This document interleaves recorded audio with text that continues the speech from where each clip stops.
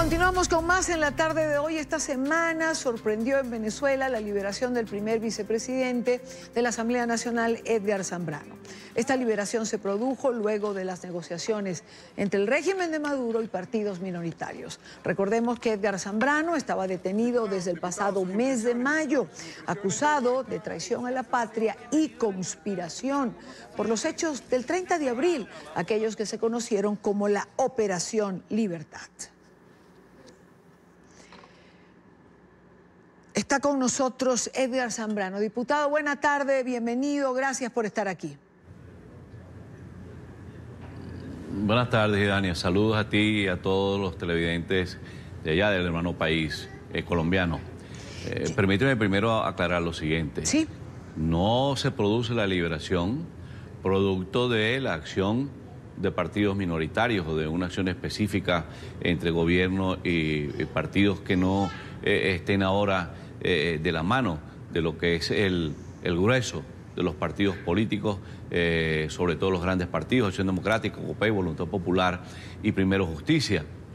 Existen o existieron durante el transcurso de mi detención una serie de acciones desplegadas, desarrolladas por distintos factores de la sociedad democrática venezolana y factores exógenos. Esos factores exógenos, cancilleres, presidentes de países democráticos, la Unión Europea, que conjugaron un esfuerzo en conjunto para producir, para habilitar la salida del secuestro donde estaba sometido a un cautiverio incomunicado y aislado en una cárcel militar en Fuerte Tiuna. Y además, la acción que conjugó los esfuerzos de mi familia, rodando por distintas partes del mundo, hablando con distintos presidentes, con distintos cancilleres, con los congresos democráticos del mundo, los parlamentos del mundo, las acciones de mi partido, Acción Democrática, de la Asamblea Nacional y de toda la policromía política del país, asociado a un esfuerzo que también realizaron los compañeros que representan ahora esta opción que han anunciado, de los cuales conocemos a muchos, y yo tengo allí grandes amigos de toda la vida de la política venezolana, porque todos son políticos conocidos y que han transitado en estos avatares de la construcción de una política en el país distinta al fracaso del modelo político que está viviendo los venezolanos de manera tan calamitosa, en una manera tan dramática como la clase media venezolana y los sectores populares tratan de hacerle frente, haciendo milagros a la reducción prácticamente al nulo valor del signo monetario nacional, que no sirve para el intercambio comercial, pero también a las graves escasez que tenemos en materia de alimentos y medicina. De manera que es el esfuerzo de un conjunto de sectores de la vida nacional quienes no solamente hoy producen la libertad de Edgar Zambrano, sino que también están en tránsito unas libertades que ya han sido otorgadas y las que están en curso. Hasta esta mañana teníamos conocimiento de cerca Zambrano, de entre 90 y 98 venezolanos. Diputado Zambrano, dígame. Pero evidentemente hay una... Dime. Creo que además su familia hizo un esfuerzo increíble. Tuve la oportunidad de conversar con una de sus hijas en un momento determinado, pero no podemos escapar de establecer una relación con este nuevo diálogo que se ha establecido cuando quien le espera a las puertas, cuando le liberan, es Timoteo Zambrano. Es decir, a él se le avisó que usted iba a salir. Bueno, pero vamos a poner las cosas en blanco y negro, Dania. Sí. En primer lugar, las iniciativas que se tomen, que estén orientadas a tratar de desatar el nudo gordiano de la política venezolana, no podemos flagelarlas en ningún punto de vista. Por supuesto que es un hecho público, notorio y comunicacional que existe una acción desplegada por estos compañeros. Eso no lo podemos negar, es demasiado obvio, porque ha sido un hecho noticioso en el país. Pero no podemos descansar la solución del problema solamente en esta acción. Por eso hago énfasis en el conjunto de actividades que se desarrollaron previa a esa liberación, porque no solamente es la interacción de este grupo de compañeros de partidos que forman parte del sistema de partidos políticos en Venezuela, sino que también tienes que valorar el esfuerzo, por ejemplo, de la Iglesia Católica Venezolana, del Estado del Vaticano, de la Conferencia Episcopal, del Nuncio Apostólico, del gobierno italiano, del gobierno español. No se trata de quitarle valor, absolutamente, pero pues hay que establecer una relación, pero más allá de eso...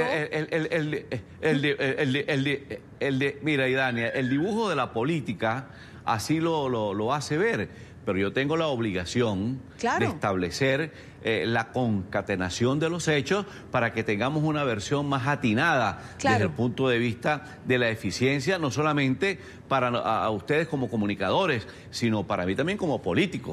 Entonces, por eso te explano la participación de todos estos factores, que todos pusieron un granito de arena para lograr esta libertad y de los que están saliendo en libertad hoy y en los próximos días. Claro, y es absoluta y totalmente respetable. Usted, por lo que dice, quiero preguntarle, ya que lo ha planteado de esta manera, ¿está de acuerdo entonces en este diálogo que se ha establecido con estos factores o con estos partidos minoritarios con el régimen? Cuando uno ve, por ejemplo, que el presidente interino Guaidó descarta el diálogo de Barbados y dice que se acabó el diálogo y que estas personas pues no tienen la representación para hablar, ¿tocó usted ese tema el día de hoy cuando vio al presidente Guaidó?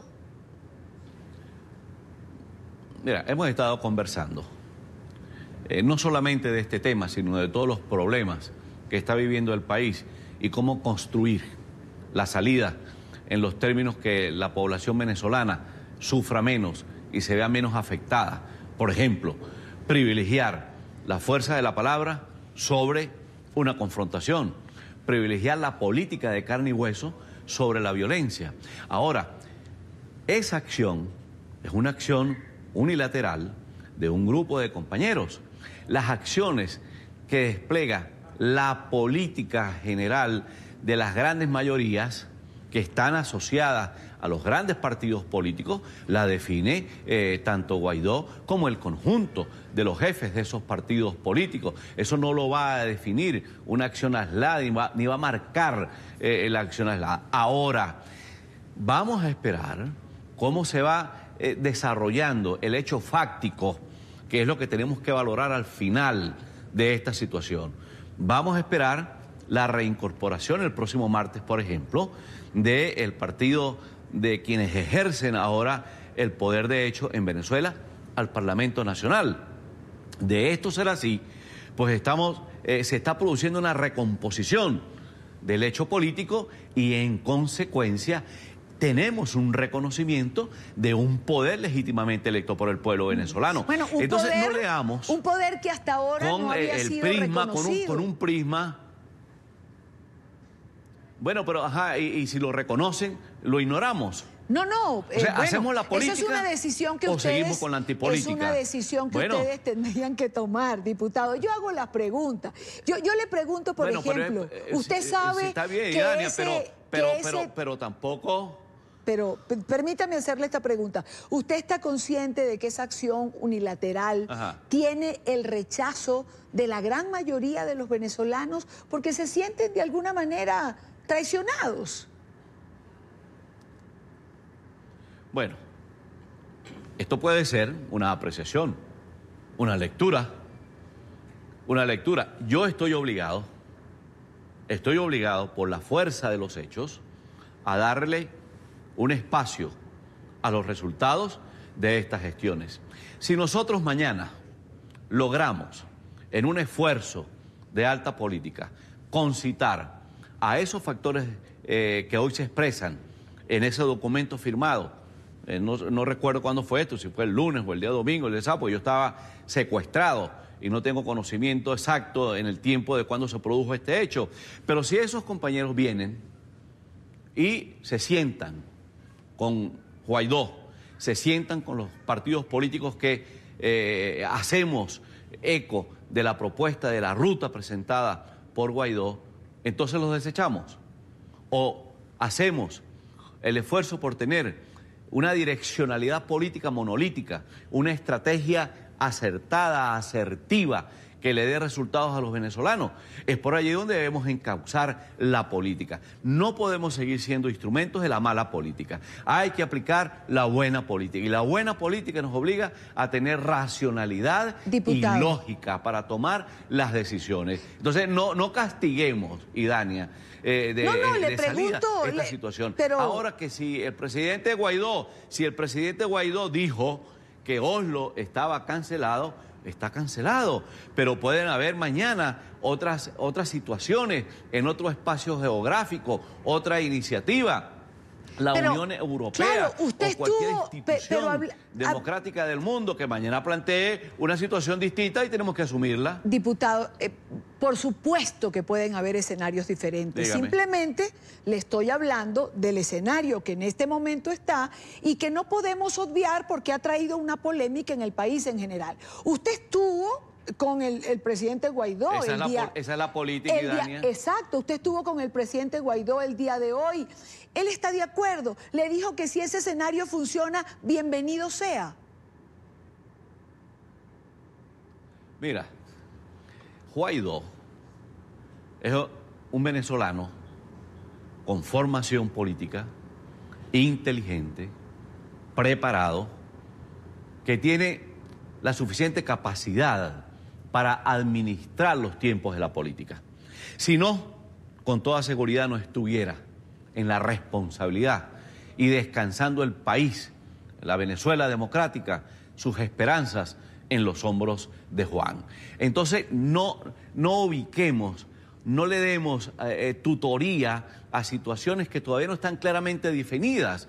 Vamos a esperar, repito, que se vayan manifestando fácticamente los hechos y por supuesto que he conversado con Juan y por supuesto que hemos analizado esta situación y claros estamos de cuál es el elemento político que allí fluye, porque tampoco somos tontos, somos políticos, mi oficio es la política, el oficio de Juan es la política y tenemos la obligación de tener la calma que no hemos tenido en anteriores oportunidades, donde el posibilismo y el inmediatismo han matado las esperanzas del pueblo venezolano. Entonces, vamos a dejar que este dominó, que este ajedrez se concluya, se ejecute. A lo mejor esto tampoco tiene más allá de unas liberaciones o cualquier otro resultado y feneció. Bueno, tenemos la obligación de seguir buscando caminos, de seguir buscando cómo construir la salida al país, evitándole la violencia. Y ese es el trabajo de la política.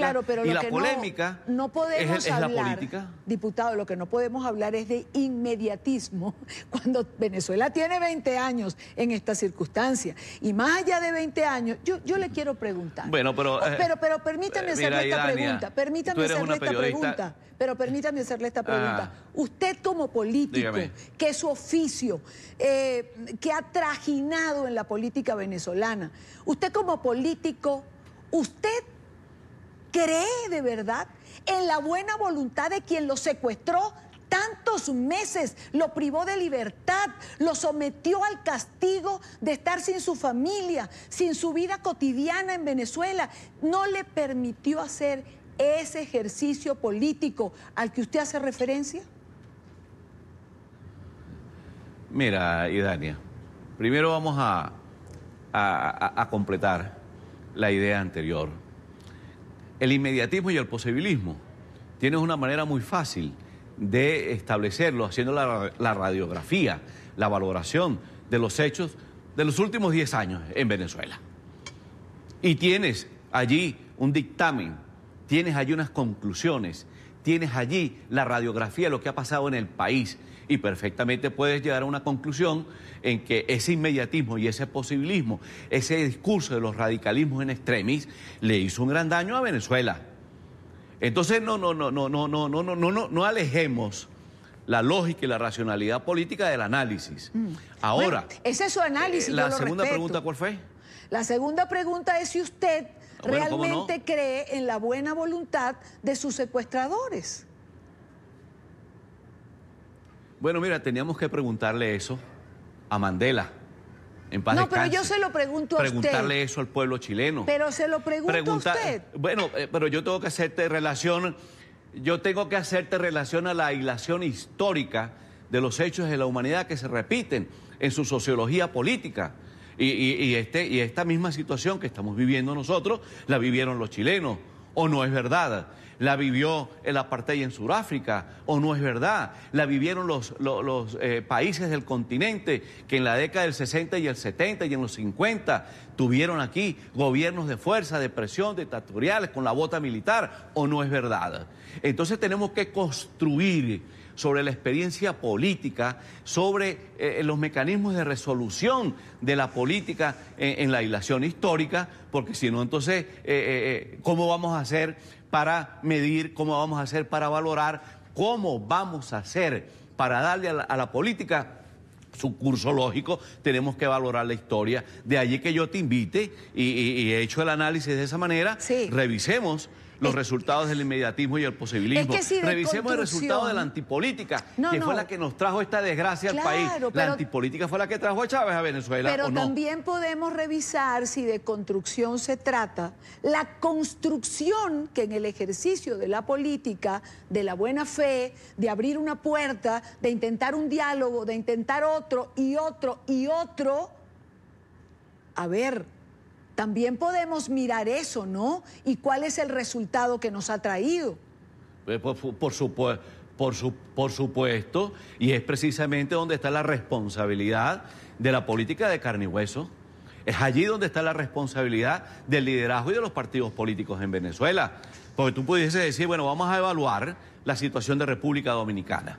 Vamos a evaluar la situación de Barbados. No, evaluemos. Vamos a evaluar la situación de otros diálogos que se han hecho en Venezuela o que se han intentado hacer. Hemos tenido, en primer lugar, la falta de voluntad política y democrática por parte de los actores del gobierno. Eso es público y notorio. Hay allí un criterio político para valorar cuál ha sido realmente la voluntad política de quien representa hoy el Ejecutivo. Pero también tenemos que nosotros revisar si hemos sido lo suficientemente asertivos en la estrategia desplegada en cada uno de estos escenarios, porque nadie quiere vivir la situación que estamos viviendo en Venezuela. ¿Es que acaso que los venezolanos queremos que esto esté aquí de manera permanente, eternamente en Venezuela? No, nosotros queremos salir de eso, todos quieren salir de eso. Tú como venezolana quieres salir de eso, yo quiero salir de eso, pero para eso tenemos que hacer la construcción de la política buena y no ser presa de todas estas cosas que te he estado enunciando, porque la política hay que analizarla. Si no analizas la política, entonces ¿cómo tienes una conclusión? ¿Cómo estableces un concepto y cómo tienes un diagnóstico? Tenemos que analizar la política y es la política la que tenemos que imponer. Bueno, es la política la que tenemos que imponer y darle a la política el peso específico. Seguramente, diputado, tendremos oportunidad en unos meses de evaluar lo que usted está señalando y veremos qué pasa en estos meses. Yo le agradezco mucho su tiempo, nos fuimos por la política. No. Quería preguntarle qué le dejó, qué le dejaron esos meses que estuvo usted preso o secuestrado, como usted mismo ha dicho. Bueno, me dejó una situación muy amarga en el contexto de quien es un demócrata, quien cree en los valores de la democracia, en la Constitución, que haya tenido que por lo menos hacer una huelga de hambre para validar la Constitución frente a quien me tenía secuestrado, para poder tener derecho a ver a mis abogados, para poder tener derecho a ver a mi familia.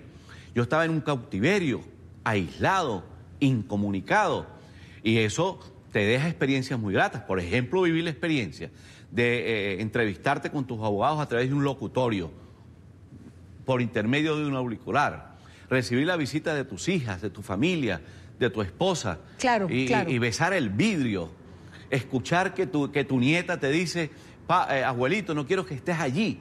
Todas esas cosas te marcan, claro, porque sientes que estás en una situación de fuerza, donde están violando tus derechos fundamentales, donde están violando el derecho a la vida, los derechos humanos, donde no tienes el legítimo derecho a la defensa y el debido proceso, donde los operadores de justicia están al servicio de una parcialidad y no de un contexto total, donde la justicia venezolana no está referida al fin último, que es en esos operadores de justicia la absolución o la condena de quien cometa un delito o demuestre la inocencia de un ciudadano.